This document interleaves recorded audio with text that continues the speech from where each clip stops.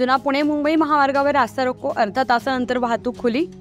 वडगावमध्ये झालेल्या भीषण अपघातामध्ये मृत्युमुखी झालेल्या महिला आणि जखमी झालेले शाळकरी विद्यार्थी याची गंभीर दखल घेऊन सर्वपक्षीय वडगावकर नागरिकांच्या वतीनं जुन्या पुणे मुंबई महामार्गावर रास्ता रोको, IRB विभाग, MSRTC विभाग यांच्या विरोधात तीव्र स्वरूपाचं आंदोलन।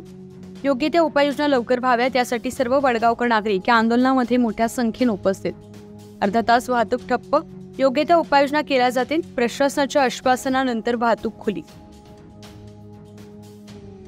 इकडे जी जड वाहनं आहेत ती जड वाहनं दुर्गती मार्गाने जावेत, या मार्गाने आणू नये। आणि जे IRB बेकायदेशीर काम करतंय, इकडे कमी टोल असताना इकडे वाहनं सोडतंय, तो सोडू नये आणि उड्डाण पूल तातडीने व्हावा अशी आमची गावकऱ्यांची मागणी आहे आणि सर्वपक्षीय मागणी ही मान्य करावी एवढीच विनंती। गाडी सुरेश बळाबाई या ठिकाणी माझी प्रशासनाला एकच विनंती राहील, पोकळ आश्वासन देऊ नका। काल जी मृत झालेली आहे महिला, त्या कुटुंबाला आर्थिक मदत द्या।